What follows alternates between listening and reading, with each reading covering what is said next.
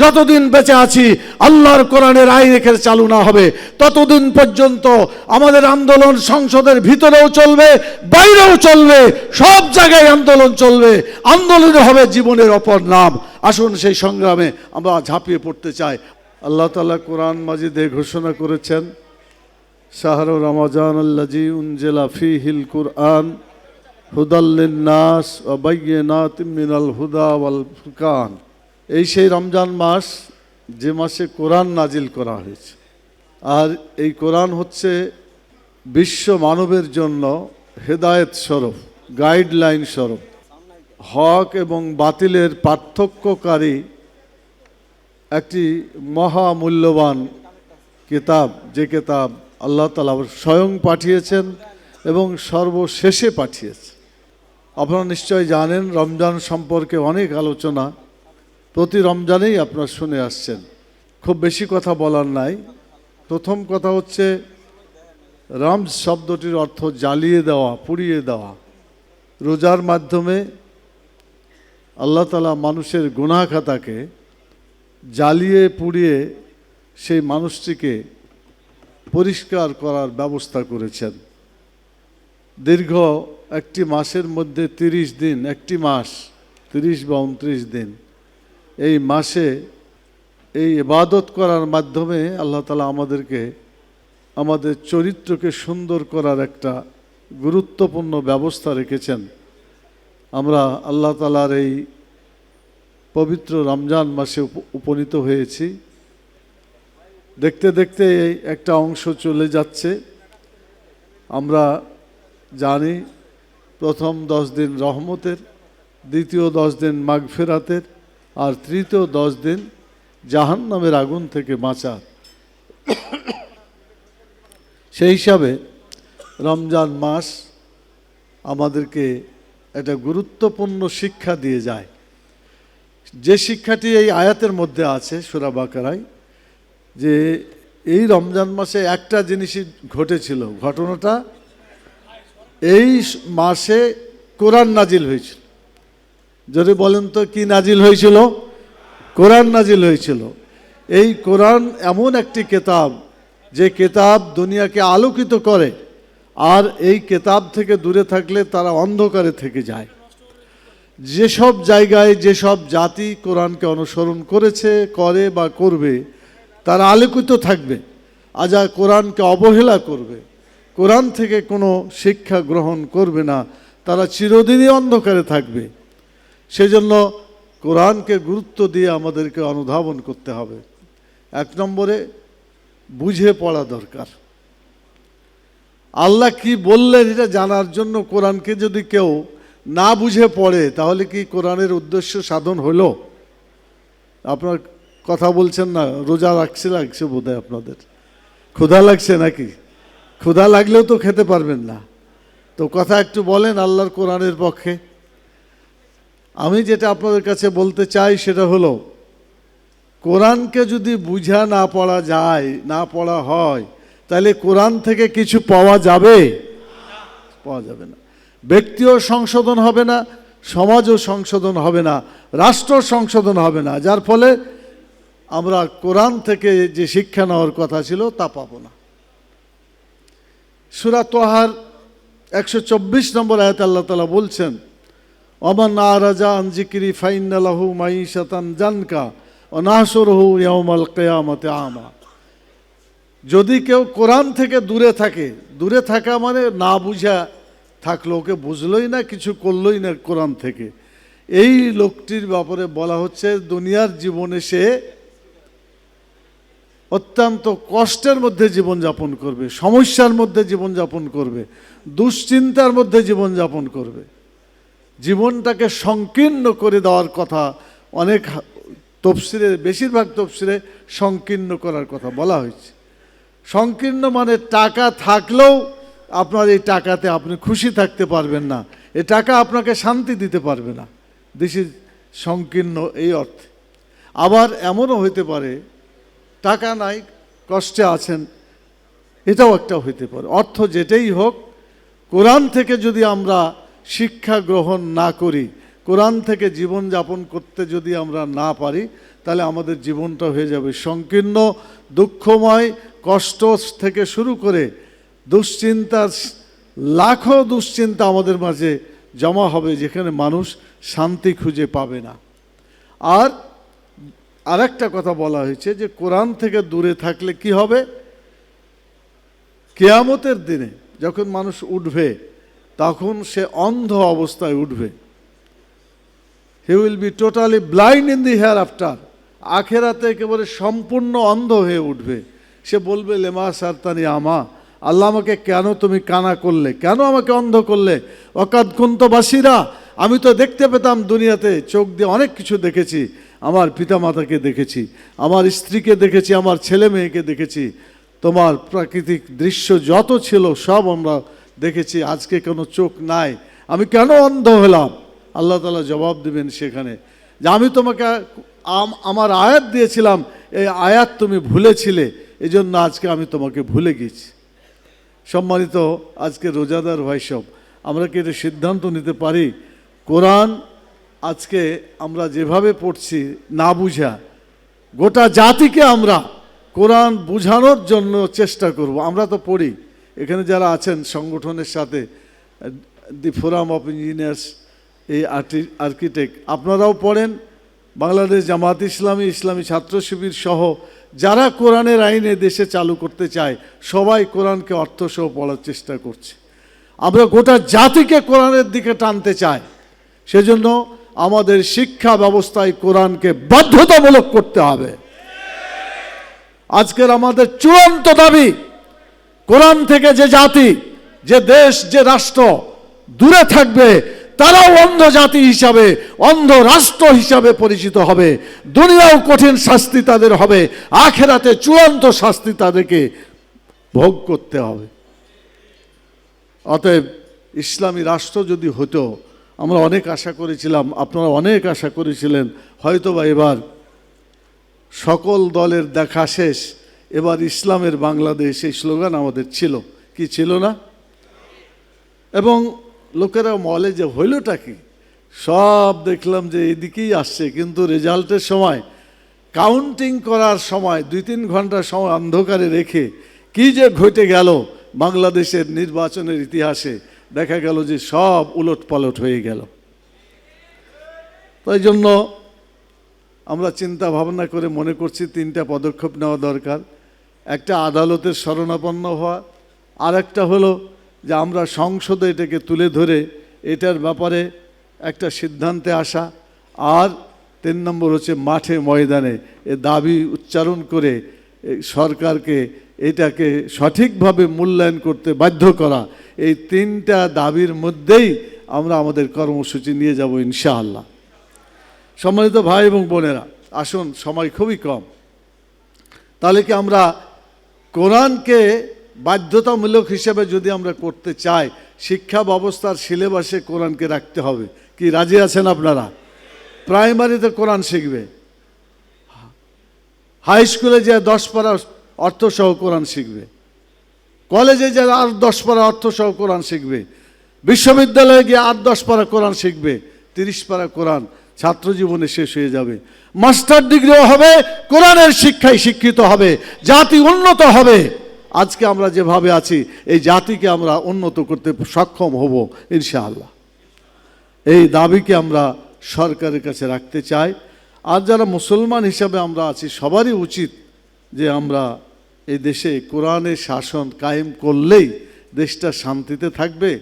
আর আমরা তো মূল জিনিস চাই, 60-70 বছর জীবনে শান্তি শুধু চাই না, আমরা চাই অনন্ত জীবন, কোটি কোটি বছরের জীবন, আখেরাতের জীবনে আমরা শান্তি পেতে চাই।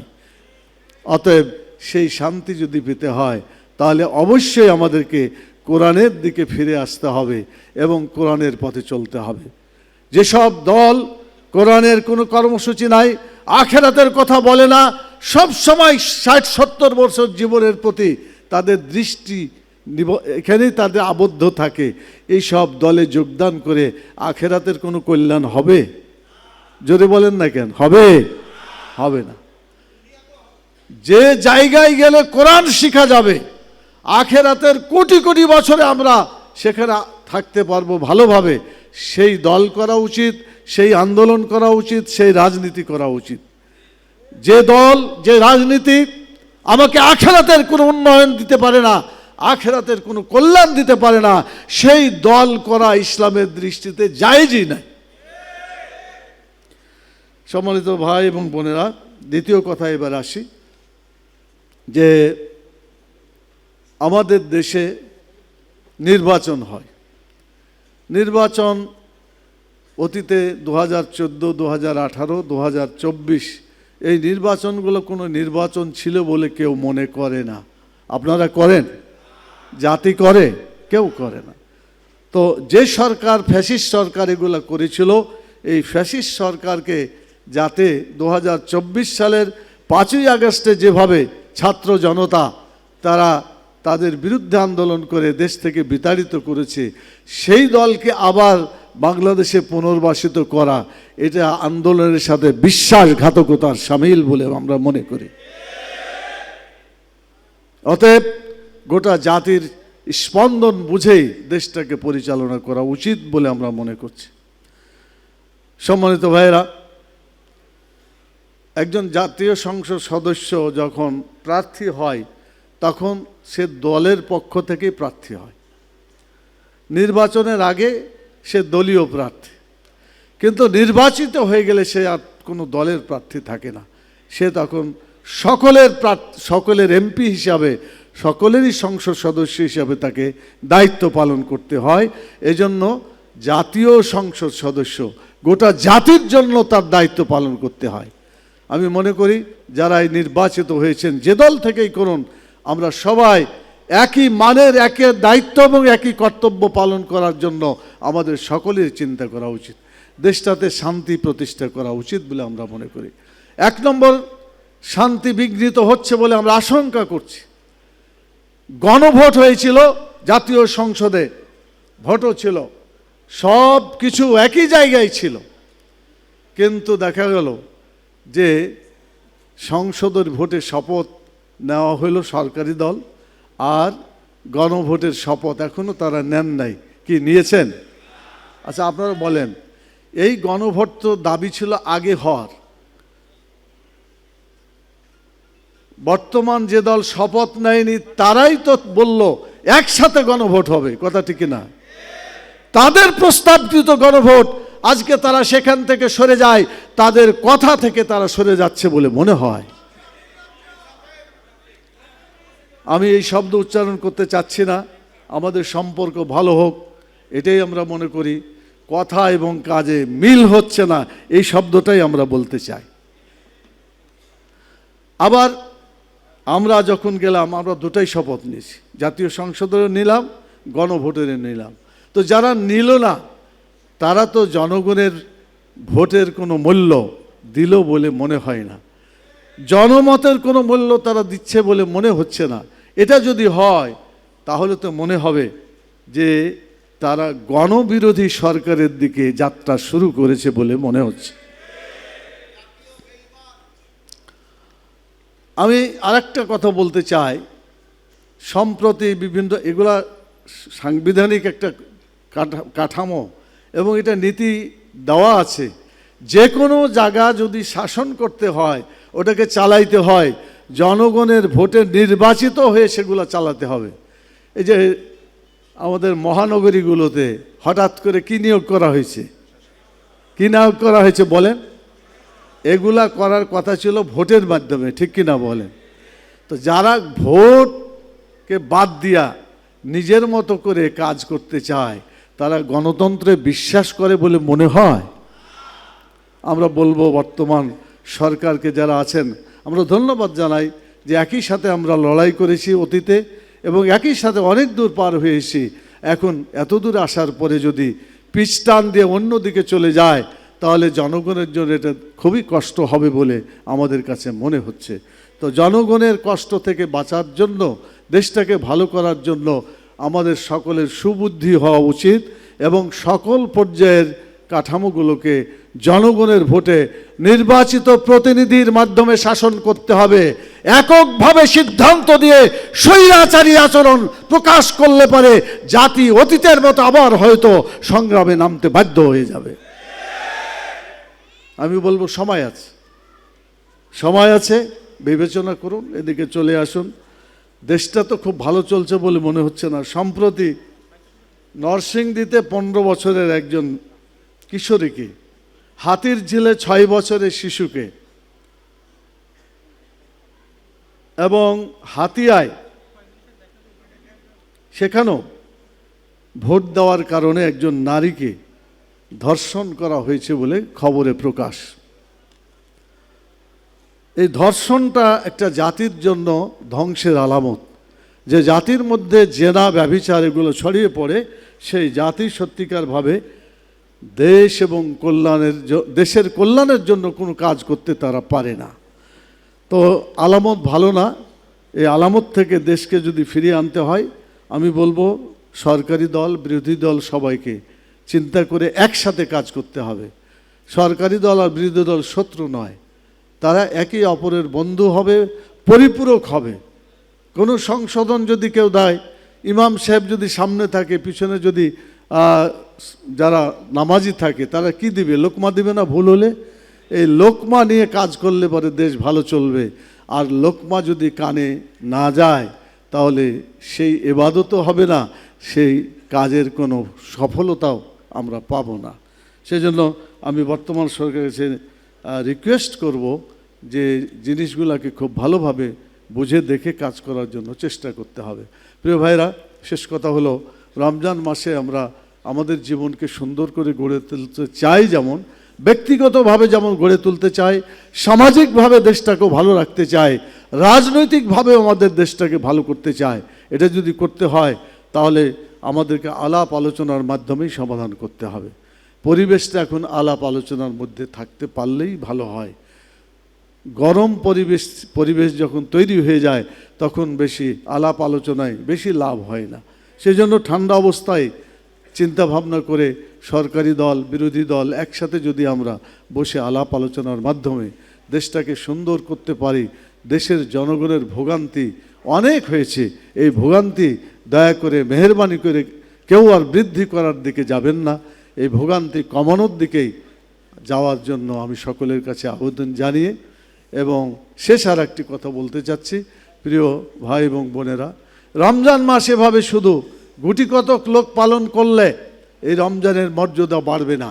রমজানের মর্যাদা বাড়বে রাষ্ট্রীয়ভাবে রোজাকে সেই মূল্য দিয়ে এবং রাষ্ট্রীয়ভাবে রোজার শিক্ষাগুলোকে বাস্তবায়ন যদি করে, তাহলে এই রোজার মর্যাদা এখানে প্রতিষ্ঠিত হবে। নামাজের খবর নাই, রোজার খবর নাই, জাকাতের খবর নাই, আল্লাহর বিধানের প্রতি কোনো পরোয়াই নাই বলে আমার কাছে মনে হচ্ছে। অথচ আল্লাহ বললেন, আল্লাযীনা ইম্মাক্কান্নাহুম ফিল আরদ আকামুস সালাত ওয়া আতাউজ যাকাত ওয়া আমারু বিল মারুফ ওয়া নাহাউ আনিল মুনকার। যারা ক্ষমতায় অধিষ্ঠিত হবে, যারা ক্ষমতা প্রাপ্ত হবে, 1 নম্বরে নামাজ চালু করে মানুষের চরিত্রকে ভালো করে দিতে হবে। চরিত্রবান নাগরিক তৈরি হলে দেশের সকল সমস্যার সমাধান হবে। নামাজি তৈরি করার 1 নম্বর ঘোষণা আল্লাহ বলেছেন, সচ্চরিত্র নাগরিকদের চরিত্র তৈরি করার ব্যাপারে আল্লাহ বলেছেন। যাকাত চালু করে মানুষের ক্ষুধা, দারিদ্র্য, বেকারত্ব দূর করতে হবে। এই যাকাত যতদিন চালু না হবে, ক্ষুধা, দারিদ্র্য, বেকারত্ব বাংলাদেশ থেকে যাবে না।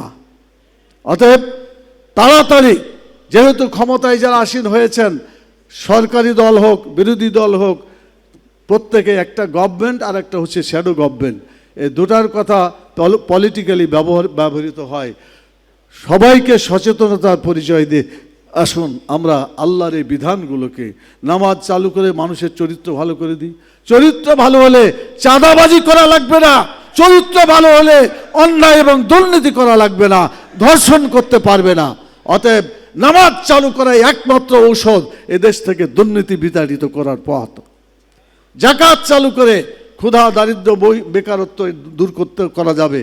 যাকাত যতদিন চালু না হবে, বাংলাদেশের দুর্নীতি, বেকারত্ব থেকে শুরু করে কোনোটাই বাংলাদেশ থেকে বিদায় করা সম্ভব হবে না। ভালো কাজ চালু করে মানুষকে কল্যাণ করতে হবে, কল্যাণ দিতে হবে, আরাম দিতে হবে। মন্দ কাজ বন্ধ করে মানুষকে কষ্টের হাত থেকে রক্ষা করতে হবে। সূরা হজের 41 নম্বর আয়াত আজকে বাংলাদেশের সরকারের জন্য 1 নম্বর ওষুধ হিসাবে ট্রিটমেন্ট করতে হবে। আমরা কোরআনের এই মেডিসিন বাংলাদেশি সরকারে প্রয়োগ করার জন্য আহ্বানও জানাতে চাই, আন্দোলনের জন্য ডাকও দিতে চাই। যতদিন বেঁচে আছি আল্লাহর কোরআনের আইন এখানে চালু না হবে ততদিন পর্যন্ত আমাদের আন্দোলন সংসদের ভিতরেও চলবে, বাইরেও চলবে, সব জায়গায় আন্দোলন চলবে। আন্দোলন হবে জীবনের অপর নাম। আসুন সেই সংগ্রামে আমরা ঝাঁপিয়ে পড়তে চাই। আপনারা কি রাজি আছেন সেই আন্দোলনে? রাসূলুল্লাহ সাল্লাল্লাহু আলাইহি ওয়াসাল্লাম বদরের যুদ্ধ করেছিলেন কোন মাসে? রমজান মাসে বদরের যুদ্ধ করেছিলেন। না খেয়ে রোজা রেখে আন্দোলন করেছিলেন, জিহাদ করেছিলেন। আজকে মুসলমানদেরকে শপথ নিতে হবে রোজার যে শিক্ষা, এই শিক্ষাকে নিজের জীবনে বাস্তবায়িত করে বাংলাদেশকেও দুর্নীতির বিরুদ্ধে, অন্যায়ের বিরুদ্ধে সে ধরনের সংগ্রাম পরিচালনা করে বাংলাদেশকে দুর্নীতিমুক্ত একটা দেশে পরিণত করতে হবে ইনশাআল্লাহ। সেই আবেদন জানিয়ে আপনাদেরকে ধন্যবাদ জানিয়ে এবং বিশেষ করে the forum of engineers and architects এই সংগঠনকে আমি ধন্যবাদ জানাই আমাকে কথা বলার সুযোগ দেওয়ার জন্য। আল্লাহ তাআলা যদি আগামীতে আবার দেখার সুযোগ দেন আবার কথা হবে ইনশাআল্লাহ। আল্লাহর কাছে তৌফিক কামনা করছি। আল্লাহ বাংলাদেশকে অনেক কষ্ট, অনেক যন্ত্রণা সহ্য করে এ পর্যন্ত এসেছে। এই যন্ত্রণা থেকে জাতিকে যেন আল্লাহ মুক্ত দান করেন এবং সে ধরনের কাজ করার তৌফিক দান করেন। রোজার দিনে এই দোয়া করে আপনাদের সবাইকে অসংখ্য ধন্যবাদ জানিয়ে আমার কথা এখানেই শেষ করছি। একটি দোয়া পড়ার মাধ্যমে গুনাহ মাফ হয়ে যায়, সেটি উচ্চারণ করে আমি আপনাদের কাছ থেকে বিদায় নিতে চাই। সকলে বলুন সুবহানাকা আল্লাহুম্মা ওয়া বিহামদিকা আশহাদু আল্লা ইলাহা ইল্লা আনতা আস্তাগফিরুকা ওয়া আতুবু ইলাইকা। আসসালামু আলাইকুম ওয়া রাহমাতুল্লাহি ওয়া বারাকাতুহু।